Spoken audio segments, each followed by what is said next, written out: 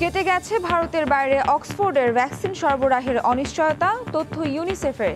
টিকার মেয়াদ কম হওয়ায় ধাপে ধাপে আনছে বাংলাদেশ।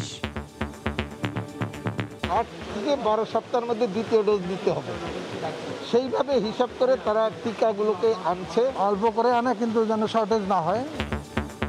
কোভিড টিকা নিলে আক্রান্ত হলেও হবে না শ্বাসকষ্ট, দরকার পড়বে না অতিরিক্ত অক্সিজেনের।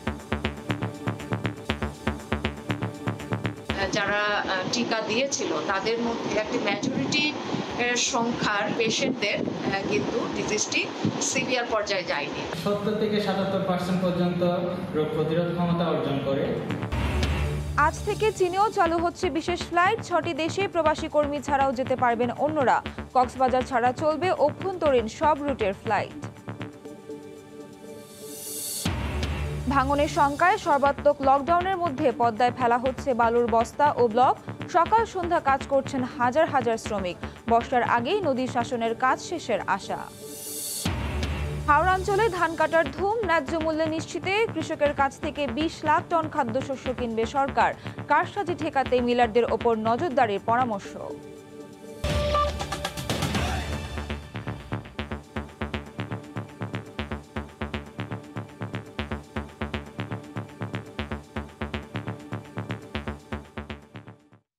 শুরুতেই করোনা পরিস্থিতির খবর।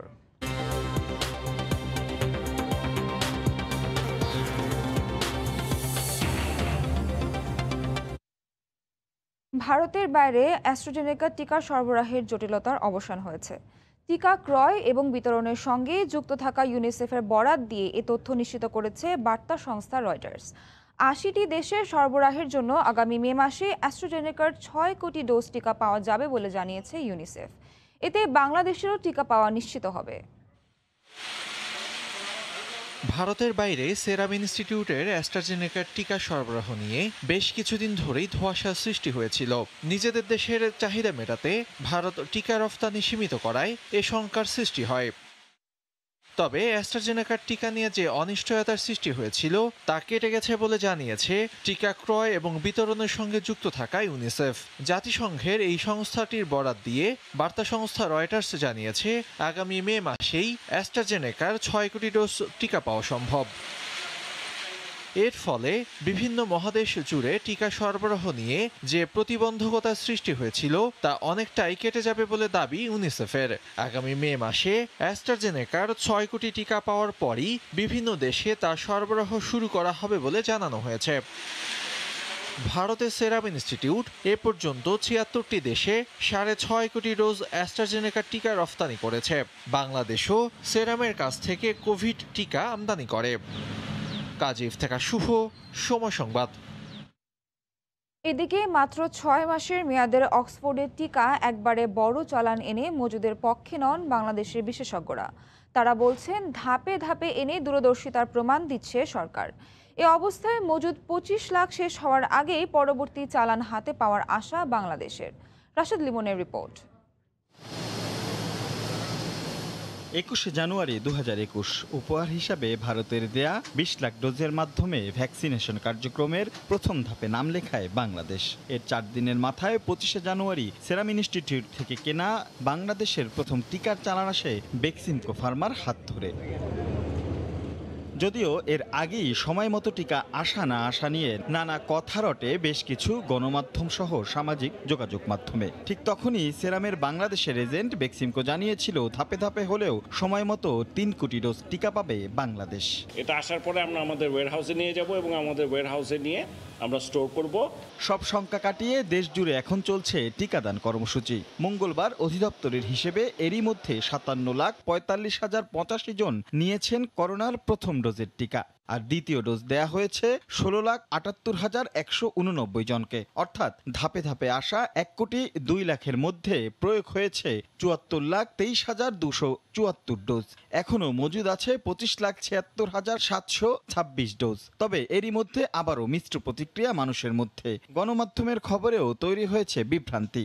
শুনছি শেষ হয়ে যাবে, তারপরে কিনে নিতে হবে। আশঙ্কা থেকে যায়, তারপর আমরা আত্মবিশ্বাস যে পাবো। শেষ হয়ে যাওয়ার ভয় নেই, কারণ হচ্ছে টিকার প্রচুর প্রচুর পরিমাণ মজুদ আছে। তবে এই মুহূর্তে যে ভ্যাকসিন প্রয়োগ হচ্ছে তা প্রস্তুত 6 ডিসেম্বর আর মেয়াদ 3রা জুন 2021 পর্যন্ত। তাই মজুদ নিয়ে কোনো প্রশ্ন তুলতে নারাজ বিশেষজ্ঞরা। তারা বলছেন সরকার ধাপে ধাপে আনার প্রক্রিয়ার কারণেই মজুদ প্রক্রিয়া সঠিক নিয়মে হচ্ছে। 8 থেকে 12 সপ্তাহের মধ্যে দ্বিতীয় ডোজ দিতে হবে, সেইভাবে হিসাব করে তারা টিকাগুলোকে আনছে এবং লটে লটে আনাই সুবিধাজনক, কারণ এটাকে সংরক্ষণ করা সহজ। অল্প করে আনা কিন্তু যেন শর্টেজ না হয় সেইভাবেই ওনারা এবং ওনাদের দূরদর্শিতা আমার মনে হয় সেভাবে ওনারা চিন্তা ভাবনা করে কাজ করতেছেন। ভ্যাকসিন নিতে সুরক্ষা ওয়েবসাইটে এ পর্যন্ত নিবন্ধন করেছেন 71,50,873 জন। রাশেদ লিমন, সময় সংবাদ, ঢাকা। করোনার টিকা নেওয়া অবস্থায় আক্রান্তদের শ্বাসকষ্ট যেমন থাকবে না, তেমনি অতিরিক্ত অক্সিজেনের প্রয়োজনও পড়বে না। প্রথম দফায় ভ্যাকসিন দেওয়ার পর করোনায় আক্রান্ত 200 জনের ওপর গবেষণা শেষে এই তথ্য নিশ্চিত করেছেন চট্টগ্রামের ভেটেরিনারি অ্যান্ড অ্যানিম্যাল সায়েন্সেস বিশ্ববিদ্যালয়ের গবেষকরা। বিস্তারিত জানাচ্ছেন কমল দে। চলতি বছরের 15 ফেব্রুয়ারি থেকে 14 এপ্রিল পর্যন্ত 3 মাসে সিবাসু ল্যাবে 6,146 জনের নমুনা পরীক্ষা করা হয়। এর মধ্যে 1,752 জন করোনা পজিটিভ বলে শনাক্ত হয়েছে। আক্রান্তদের মধ্যে 200 জন পাওয়া গেছে যারা 7 ফেব্রুয়ারির পর করোনার প্রথম ডোজ ভ্যাকসিন গ্রহণ করেছিলেন। ঘরে ভ্যাকসিন নেওয়ার 32 দিনের মধ্যে তারা আক্রান্ত হন। আইসিইউ লাগেনি, হসপিটালে যাওয়ার প্রবণতা অনেক কম ছিল। তা আমরা মনে করি সামনে যারা ভ্যাকসিন নেননি তারা অবশ্যই ভ্যাকসিন নেবেন। গবেষণার তথ্য অনুযায়ী আক্রান্ত 200 জনের মধ্যে 82.5% হারে 165 জনকে হাসপাতালে আসতে হয়নি। বাকি 35 জন হাসপাতালে গেল মারাত্মক কোনো স্বাস্থ্য ঝুঁকি ছিল না।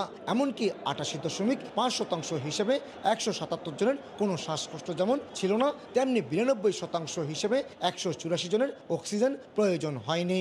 যারা টিকা দিয়েছিল তাদের মধ্যে একটা মেজরিটি সংখ্যার পেশেন্টদের কিন্তু ডিজিজটি সিভিয়ার পর্যায়ে যায়নি।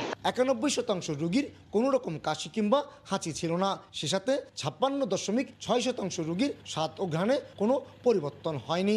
আক্রান্ত সব রোগীরই অক্সিজেন স্যাচুরেশন ছিল 97-এর মধ্যে। এই অবস্থায় অক্সফোর্ড অ্যাস্ট্রাজেনেকার উদ্ভাবিত এবং ভারতের সেরামের মাধ্যমে পাওয়া এই টিকাকে অনেকটা নিরাপদ হিসাবেই দেখছেন গবেষকরা। অক্সফোর্ড অ্যাস্ট্রাজেনেকার মতে টিকা গ্রহণকারীরা প্রায় 70 থেকে 77% পর্যন্ত রোগ প্রতিরোধ ক্ষমতা অর্জন করে। আমাদের এই গবেষণায় একই ধরনের ফলাফল আমরা পেয়েছি। প্রথম ডোজ নেওয়ার পরও করোনায় আক্রান্ত হয়ে একজনের মৃত্যু হয়। 48 বছর বয়সী এই ব্যক্তি আগে থেকে কিডনি রোগে আক্রান্ত ছিলেন বলে নিশ্চিত করেছেন সিবাসুর গবেষক দল। এছাড়া আক্রান্তদের অধিকাংশই আগে থেকে উচ্চ রক্তচাপ ও ডায়াবেটিকের রোগী ছিলেন। কমল দে, সময় সংবাদ, চট্টগ্রাম। মধ্যপ্রাচ্যের 4 দেশ ও সিঙ্গাপুরের পর আজ থেকে চীনেও চালু হচ্ছে বিশেষ ফ্লাইট। 6 দেশে এখন থেকে শুধু প্রবাসী কর্মী নন, সাধারণ যাত্রীরাও যাওয়া আসা করতে পারবেন। এদিকে আজ থেকে কক্সবাজার ছাড়া অভ্যন্তরীণ সব রুটে ফ্লাইট চালুর সিদ্ধান্তের কথা জানিয়েছে সিভিল এভিয়েশন কর্তৃপক্ষ। করোনার ঊর্ধ্বগতি রোধে দ্বিতীয় দফায় লকডাউনে 5 এপ্রিল থেকে অভ্যন্তরীণ আকাশপথে বিমান চলাচল বন্ধ করে দেয় সিভিল এভিয়েশন। এরপর সর্বাত্মক লকডাউন ঘোষিত হলে 14 এপ্রিল থেকে সরকারি সিদ্ধান্তে বন্ধ করা হয় সব দেশের সঙ্গে বিমান চলাচল। বিভিন্ন মহলের দাবির প্রেক্ষাপটে প্রবাসীদের কর্মস্থলে ফেরাতে গুরুত্বপূর্ণ 5টি দেশে বিশেষ ফ্লাইট চালু করে সরকার। কিন্তু ট্রানজিট যাত্রী পরিবহনে বিধিনিষেধ থাকায় আটকা পড়েন ইউরোপ, আমেরিকা সহ অন্যান্য দেশের যাত্রীরা। নানা শর্তের কারণে বিপাকে পড়েন পর্যটন ভিসায় বিদেশগামী নতুন কর্মীরাও। এ অবস্থায় ব্যবসায়িক ও আটকে পড়া প্রবাসীদের স্বার্থে চীনে বিশেষ ফ্লাইট চালুর অনুমতি দেওয়ার পাশাপাশি 6 দেশে সাধারণ যাত্রীদেরও ভ্রমণের সুযোগ দেওয়া হচ্ছে। 5টি ডেস্টিনেশন সহ আরেকটি ডেস্টিনেশন যুক্ত হতে যাচ্ছে, যে চায়না। প্রবাসী কর্মী ছাড়াও অন্যান্য যে কোনো যাত্রী এই 6টি দেশের মাধ্যমে বিভিন্ন জায়গায় যেতে পারবে। আগের যে প্রজ্ঞাপন ছিল যে ওয়ার্কার ছাড়া কেউ আসতে পারবে না এবং ওই দেশ ছাড়া অন্য কোনো দেশ থেকে যাত্রী আসতে পারবে না। প্রবাসীদের যাত্রাপথে ভোগান্তি নিরসনে ও ব্যবসায়ীদের চলাচলের স্বার্থে সীমিত পরিসরে চালু হচ্ছে অভ্যন্তরীণ ফ্লাইটও। প্রত্যেকটি এয়ারলাইন্সের যে নব, ইউএস বাংলা এবং বিমান অন্তত একটি করে ফ্লাইট প্রত্যেকটি ডেস্টিনেশনে থাকবে আশা করি। এদিকে কিছু বিশেষ ফ্লাইটের শিডিউল পরিবর্তন হলেও যাত্রীদের না জানানোর কারণে ভোগান্তি পোহাতে হচ্ছে প্রবাসী কর্মীদের। 2:15 আমার ফ্লাইট ছিল, সেটা আমার বাতিল হয়ে গেছে আজকে। মেসেজ কিছু দেয় নাই বা কিছু জানায়ও নেই। আমরা অনেক দূর থেকে আসছি, নোয়াখালী থেকে আসছি, এখানে মনে করেন এখন 12-13 ঘন্টা এখানে অপেক্ষা করতে হবে। 5-6 ঘন্টার মধ্যে এখানে বাইরে দাঁড়া থাকতে হবে, এটা একটা ভোগান্তি আমাদের জন্য। মঙ্গলবার সৌদি আরব, সংযুক্ত আরব আমিরাত, সিঙ্গাপুর, কাতার ও ওমানে 15টি বিশেষ ফ্লাইট যাওয়ার কথা রয়েছে। হাজিরা শিউলি, সময় সংবাদ, ঢাকা। আসছে বর্ষায় ভাঙনের শঙ্কায় সর্বাত্মক লকডাউনের মধ্যেও হাজার হাজার বালুর বস্তা ও ব্লক ফেলা হচ্ছে পদ্মায়। বর্ষার আগেই নদী শাসনের কাজ এগিয়ে নেয়ার চেষ্টা চলছে। পদ্মাকে বশ মানাতে ভোর থেকে দিনভর হাজার হাজার শ্রমিক কাজ করছেন প্রকল্পের জাজিরা প্রান্তে। সেখানে আছেন রিপোর্টার নাসিরউদ্দিন উজ্জ্বল। সরাসরি চলে যাচ্ছি তার কাছে। উজ্জ্বল, সোয়ার, এই পদ্মা সেতুর যে নদী শাসন, সেই নদী শাসনের এই জাজিরা প্রান্তে প্রায় 10.5 কিলোমিটার এলাকা পুরোপুরি এই নদী শাসনের আওতায় সম্পন্ন করবার জন্য কিন্তু এখন ভোর থেকে দিনভর কাজ চলছে এবং এখানে হাজার হাজার শ্রমিক কিন্তু কাজ করছে। এই যে আপনারা দেখতে পাচ্ছেন যে নদী তীরে স্লট তৈরি করছে এখানে ব্লক বসিয়ে দেওয়ার জন্য, এবং এর পাশে কিন্তু নদীতে সেখানে ব্লক ফেলা হচ্ছে বড় বড় পাথর এবং বালুর বস্তা, সেগুলো ফেলে নদীর যে তলদেশ সেটাকেও কিন্তু স্লপে পরিণত করছে। এবং পদ্মা সেতু কর্তৃপক্ষের যারা নদী শাসন ইউনিটে রয়েছেন তারা বলছেন যে এই নদীর গতিপথ পরিবর্তন হয়ে যে জাজিরা প্রান্তে ধাবিত হচ্ছে, আসন্ন বর্ষায় কিন্তু এখানে আক্রমণ হতে পারে, সে কারণেই কিন্তু তারা এই ব্যাপক প্রস্তুতি নিয়েছেন এবং নদী শাসনের মাওয়া প্রান্তের ইউনিট কিন্তু গুটিয়ে নিয়ে আসা হয়েছে এই জাজিরা প্রান্তে এবং নদী শাসনের পুরো ইউনিট এখন কাজ করছে এই জাজিরা প্রান্তে এবং তারা এই এলাকায় যে বর্ষার আগে পুরো কাজটি সম্পন্ন করতে পারেন, সেই কারণে কিন্তু সার্বিক লকডাউনেও শ্রমিকরা এখানে কাজ করছেন এবং এখানে যে এই পরিস্থিতি মোকাবেলার জন্য কিন্তু প্রচুর ব্লক তৈরি বাফা স্টক করে রাখা হয়েছে, আরো তৈরি চলছে, পাথর আনা হচ্ছে, টনে টনে পাথর কিন্তু এখানে মজুত করে রাখা হয়েছে এবং পদ্মা সেতু কর্তৃপক্ষ বলছেন যে এই নদী শাসনের যে প্রক্রিয়াটি সেটি এখন অনেক এগিয়ে গেছে এবং তাদের আর্থিক অগ্রগতি প্রায় 70% হলেও কিন্তু কাজের অগ্রগতি 82.5% এ পর্যন্ত এবং যে সেতুর সার্বিক অগ্রগতি সেটি কিন্তু 85% ছাড়িয়ে গেছে এবং মূল সেতু যে 6.15 কিলোমিটার যে দীর্ঘ পদ্মা সেতু, সেই সেতুর সার্বিক অগ্রগতি কিন্তু 93% পেরিয়ে গেছে এবং এই পদ্মা সেতুর যে নদী শাসন ইউনিটের মতো মূল সেতুতে কিন্তু সেখানে স্ল্যাব বসানো এবং সেই যে রোড স্ল্যাব এবং রেলওয়ে স্ল্যাব এবং প্যারাপেট ওয়াল যাবতীয় কাজে কিন্তু ধুম পড়ে গেছে এবং পদ্মা সেতুতে কিন্তু সার্বিক যে সর্বাত্মক লকডাউন সে পরিস্থিতিতে কিন্তু পুরো কর্মযজ্ঞ চলছে। তো এই ছিল এই পদ্মা সেতু এলাকার সর্বশেষ। সোহার, জাজিরা প্রান্ত থেকে পদ্মা সেতুর সবশেষ খবর জানাতে এতক্ষণ আমাদের সঙ্গে সরাসরি যুক্ত ছিলেন রিপোর্টার নাসিরউদ্দিন উজ্জ্বল। সুনামগঞ্জের হাওরে কৃষক ব্যস্ত ক্ষেতের ধান কাটা নিয়ে, আর কিষানীরা ধান শুকিয়ে তুলছেন গোলায়। জেলার দেখার হাওর, শনির হাওর সহ ছোট বড় 1/2 হাওর ঘিরে চোখে পড়বে এমন দৃশ্য। সুনামগঞ্জ প্রতিনিধি হিমাদ্রি শেখর ভদ্রের রিপোর্ট। চলতি বড় মৌসুমে সুনামগঞ্জ জেলার হাওরে ও হাওরের বাইরে 2,23,330 হেক্টর জমিতে স্থানীয় হাইব্রিড ও উচ্চ ফলনশীল জাতের বোরো আবাদ হয়েছে। 20 এপ্রিল পর্যন্ত কাটা হয়েছে 60,000 হেক্টর জমির পাকা ধান। কৃষি সম্প্রসারণ অধিদপ্তর জানায় ধান কাটার জন্য জেলায় 293টি কম্বাইন্ড হারভেস্টার, 130টি রিপার ও 2 লাখ ধান কাটার শ্রমিক মাঠে কাজ করছেন। বাইরের জেলা থেকে এবছর 20,000 শ্রমিক ধান কাটার জন্য এসেছেন। কৃষকরা জানান মেশিন সংকটের কারণে জমির পাকা ধান কাটতে পারছেন না। আমরা হাওরের মেশিন কম থাকার কারণে আমরা মেশিন হাওরের ধান কাটতে পারতেছি না। একটা মেশিনে আমাদের এলাকায় টাকায় ওর পিছনে পিছনে আমি যাইতেছি, প্রতিদিনই আমাকে বলতেছে যে আগামীকাল কাটাই দিব।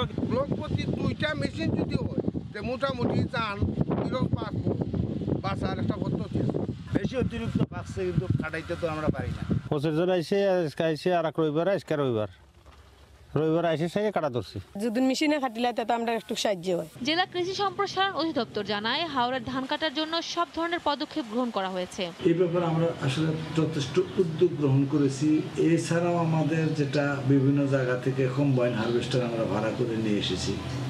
বাইরে থেকে শ্রমিক যাতে নির্বিঘ্নে এখানে ধান কাটায় অংশগ্রহণ করতে পারে তার জন্য আমরা বিভিন্ন জায়গায় চিঠি দিয়েছি। গেলবার এমন সময় হাওরের 20 ভাগ ধান কাটা হয়েছিল আর চলতি বছর 36 ভাগ ধান কাটা হয়েছে বলে জানিয়েছে কৃষি বিভাগ। সময় সংবাদ, সুনামগঞ্জ। করোনা সংকট মোকাবেলায় চলতি বৌর মৌসুমে গতবারের চেয়ে বেশি ধান ও চাল কেনার লক্ষ্যমাত্রা ঠিক করেছে সরকার। লটারির মাধ্যমে বেশি দামে সরাসরি 20 লাখ টনেরও বেশি খাদ্যশস্য কেনা হবে বলে জানান কৃষিমন্ত্রী। এবছর কারসাজি ঠেকাতে মিলারদের ওপর নজরদারি পরামর্শ বিশেষজ্ঞদের। প্রসূন আশিসের রিপোর্ট। গত বছরের চেয়ে 1 লাখ হেক্টর বাড়িয়ে দেশের 48 লাখ হেক্টর জমিতে এবার বোরো ধানের উৎপাদন লক্ষ্যমাত্রা 2,05 লাখ টন। হাওর অঞ্চল সহ দেশের বিভিন্ন এলাকায় এরই মধ্যে কৃষকের ঘরে উঠতে শুরু করেছে এই ধান। গত বছর 26 টাকা কেজি দরে 8 লাখ টন ধান, 36 টাকা কেজি দরে 10 লাখ টন সিদ্ধ চাল, 35 টাকা কেজি দরে 1.5 লাখ টন আতপ চাল এবং 28 টাকা কেজি দরে 75,000 টন গম কেনার সিদ্ধান্ত নেওয়া হয়। মহামারীতে জরুরি পরিস্থিতি মোকাবিলায় এবার আরও বেশি খাদ্যশস্য সংগ্রহের পাশাপাশি প্রান্তিক চাষিদের কাছ থেকে লটারির মাধ্যমে ধান কেনার কথা জানিয়েছেন কৃষিমন্ত্রী। ক্ষুদ্র চাষি তাদের কাছ থেকে আমরা ধানটা কিনবো লটারির মাধ্যমে, যাতে রাজনৈতিক কোনো সামাজিক কোনো প্রভাব খাটিয়ে কেউ ধান সরকারের বেশি দামে দিতে না পারে। বেশি দামে আমরা কিছু বেশিও কিনতে পারি। দেশে কোভিড-19 সংক্রমণ ভয়াবহ রূপ নেয় কর্মহীন হয়ে পড়ছেন অসংখ্য মানুষ। এ অবস্থায় খাদ্য ঘাটতি ঠেকাতে মজুত বাড়ানো এবং ক্ষুদ্র চাষিদের কাছ থেকে ধান চাল সংগ্রহ প্রক্রিয়ায় স্বচ্ছতার তাগিদ দেন বিশেষজ্ঞরা। করোনার ঢেউয়ে যেহেতু সাধারণ মানুষের খাদ্যের সংকট হতে পারে, সেই হিসেবেই প্রকিউরমেন্টটা বেশি হওয়া উচিত। প্রকিউরমেন্ট প্রাইসটা খুব দ্রুত ঘোষণা করে দিতে হবে। লটারির মাধ্যমে যে নেয়ার কথা বলেছে, এখানেও একটু বিবেচনা করতে হবে সেখানে অংশগ্রহণ সবাই করবে কিনা। তাদের মতে আমদানি করা চালের কারণে কৃষকরা যাতে ক্ষতিগ্রস্ত না হয় আর রাইস মিলারদের কারসাজিতে দাম যাতে লাগাম না ছাড়ায় সেদিকে নজরদারি বাড়াতে হবে। তবে বড় মিলারদের সিন্ডিকেটের কারণে চালের বাজার নিয়ন্ত্রণে না থাকার অভিজ্ঞতা থেকেই এ ব্যাপারে পদক্ষেপ নেওয়ার কথা জানান কৃষিমন্ত্রী। সরকারের যে মজুদ আইন আছে সেই অনুযায়ী যেই পরিমাণ তারা মজুদ করে রাখতে পারেন, তার মাধ্যমে অটোমেটিক্যালি বাজারে একটা প্রভাব পড়ে যায়। কাজে আমাদের এখন খুবই জরুরিভাবে নজর দেওয়া উচিত যে অতিরিক্ত বড় রাইস মিলাররা আসলে কি পরিমাণ ক্যাপাসিটির বাজারটা নিয়ন্ত্রণ করছে মিলাররা। কাজেই সরকারের গুদামে পর্যাপ্ত চাল থাকার দরকার ছিল। অব্যবস্থার সাথে বা যেভাবেই হোক এখানে আমাদের একটু ভুল আছে। প্রতি বছর জনসংখ্যা বৃদ্ধির পাশাপাশি রোহিঙ্গাদের অতিরিক্ত খাদ্য সহায়তার ফলে ঘাটতির আশঙ্কা দেখা দিলে দ্রুত আমদানির পরিকল্পনা রয়েছে বলেও জানান কৃষিমন্ত্রী। প্রসূন আশিস, সময় সংবাদ, ঢাকা। সকালের সময় আরও থাকছে, আজ সিরিজের প্রথম টেস্টে মুখোমুখি হবে বাংলাদেশ ও শ্রীলঙ্কা। 15 সদস্যের টাইগার দল ঘোষণা, বাদ নাইম হাসান, নতুন মুখ শরীফুল। চাঁদপুরে করোনা এবং করোনার উপসর্গ নিয়ে মৃত্যু বেড়েই চলেছে। 250 শয্যার জেনারেল হাসপাতালে গত 24 ঘন্টায় চিকিৎসাধীন এমন 7 জন রোগীর হঠাৎ করে মৃত্যুর পরেও সড়কে বেরিয়ে পড়া সাধারণ মানুষের মধ্যে সচেতনতা সৃষ্টি হচ্ছে না। এই মুহূর্তে জেনারেল হাসপাতালের সামনে আছেন সহকর্মী ফারুক আহমেদ। বিস্তারিত জানতে সরাসরি যাচ্ছি তার কাছে। ফারুক, বিভাগের কড়াকড়ির মধ্যেও কিন্তু চাঁদপুরের সড়ক এবং কাঁচা বাজারগুলোতে মানুষের চাপ সামলানো কঠিন হয়ে দাঁড়িয়েছে। এরই মধ্যেই কিন্তু করোনার একটা বিস্তার ঘটেছে, অর্থাৎ সারা দেশে যে করোনার একটা হিসেব, সেখানে যে আক্রান্তের সংখ্যা, সেই অনুপাতে চাঁদপুরে আক্রান্তের সংখ্যা দিন দিন বেড়ে চলেছে।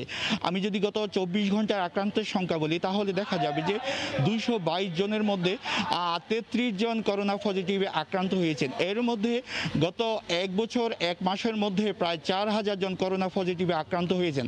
আরেকটি সংখ্যার কথা হলো যে চাঁদপুরে এ পর্যন্ত 108 জন করোনা পজিটিভ নিয়ে মৃত্যুবরণ করেছেন। এর মধ্যেই প্রায় 6 জন মারা গেছেন গত 24 ঘন্টায়। এটি চাঁদপুর 250 শয্যা জেনারেল হাসপাতালে এই 6 জন মারা যান।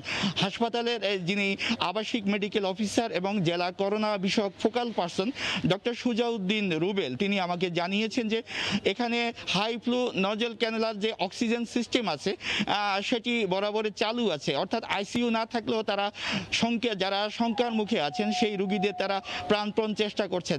তিনি আরেকটি তথ্য আমাকে জানিয়েছেন, যে সমস্ত রুগীরা শ্বাস প্রশ্বাসে খুব সংকটে ভোগেন, অর্থাৎ তাদের যে অক্সিজেনের স্যাচুরেশন 65 থেকে 70 যদি নেমে আসে, সেক্ষেত্রে আসলে তাদের তাদের জীবন রক্ষা করা কঠিন। সেক্ষেত্রে এখানে যে হাই ফ্লু নেজল অক্সিজেন আছে সেটি দিয়ে তাদের জীবন রক্ষা করা সম্ভব নয়। এমন পরিস্থিতিতে চাঁদপুরে আমরা যদি বলি যে 70 থেকে 100 বছর পর্যন্ত এইরকম 6 জন রোগী গত 24 ঘন্টায় মৃত্যুর মুখে পতিত হয়েছেন।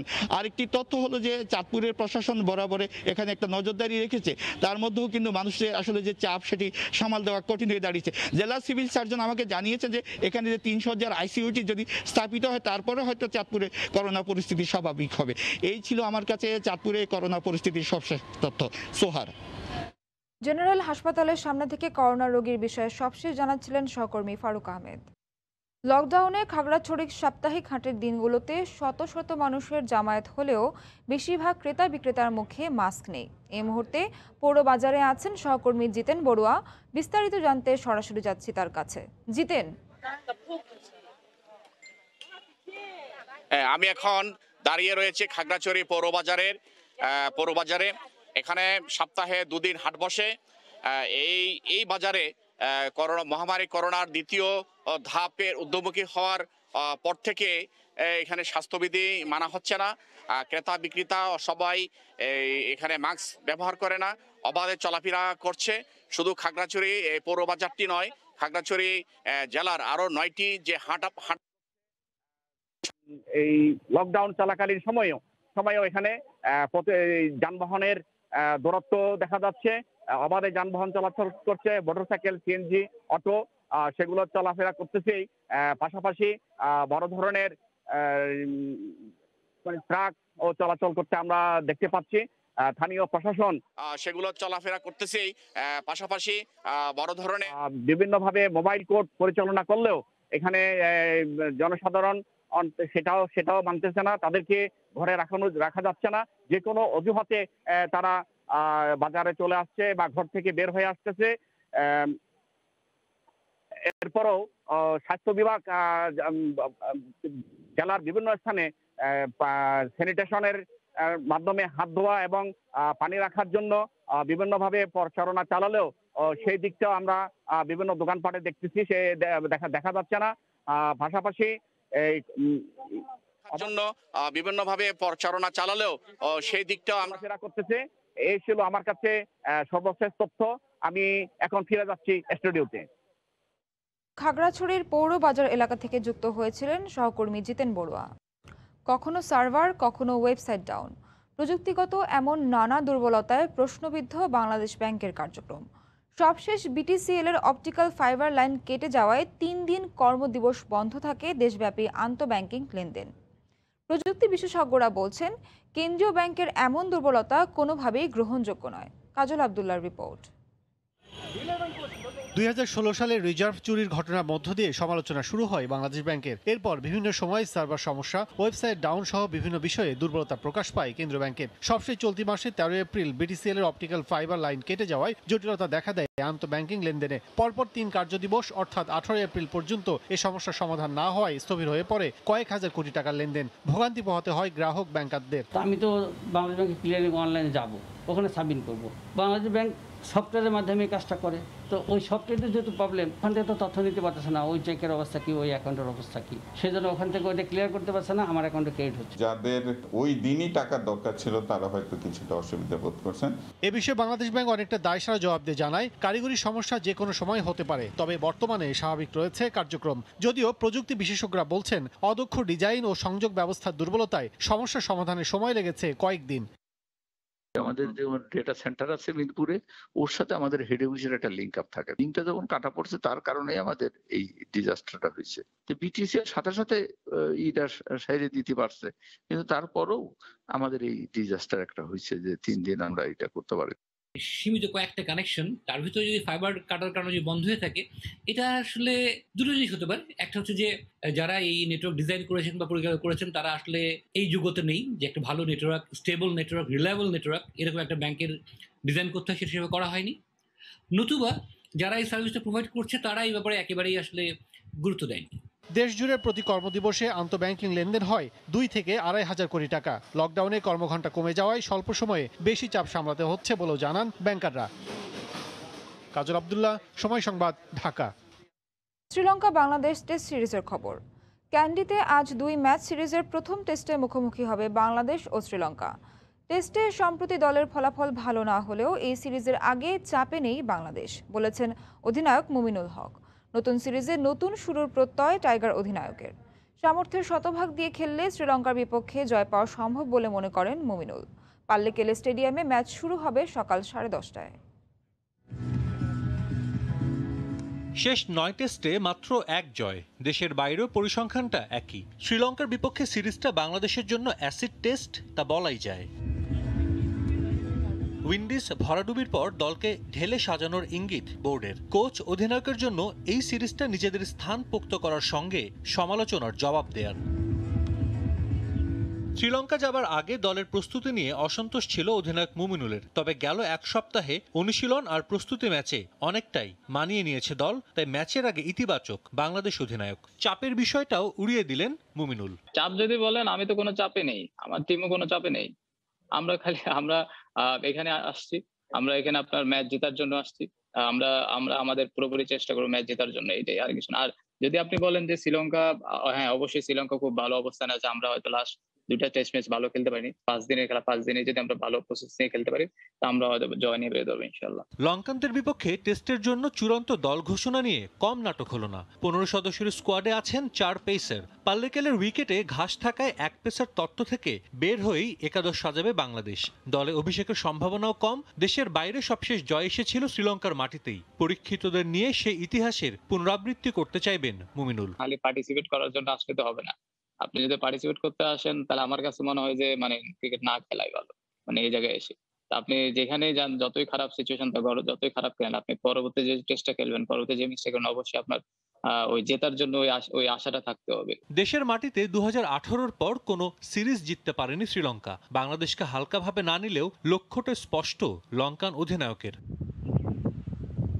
এই সিরিজ দিয়ে শেষ হচ্ছে প্রথমবারের মতো আয়োজিত আইসিসি টেস্ট চ্যাম্পিয়নশিপ, যেখানে একমাত্র দল হিসেবে বাংলাদেশেরই নেই কোনো পয়েন্ট। তামিম মুমিনুলরা নিশ্চয়ই শূন্য হাতে এই আসর শেষ করতে চাইবেন না। সাজিদ মুস্তাহিদ, সময় সংবাদ। সকালের সময় শীর্ষ সংবাদ জানিয়ে দিচ্ছি আরেকবার। কেটে গেছে ভারতের বাইরে অক্সফোর্ডের ভ্যাকসিন সরবরাহের অনিশ্চয়তা। তথ্য ইউনিসেফের। টিকার মেয়াদ কম হয়, ধাপে ধাপে আনছে বাংলাদেশ, জানালেন বিশেষজ্ঞরা।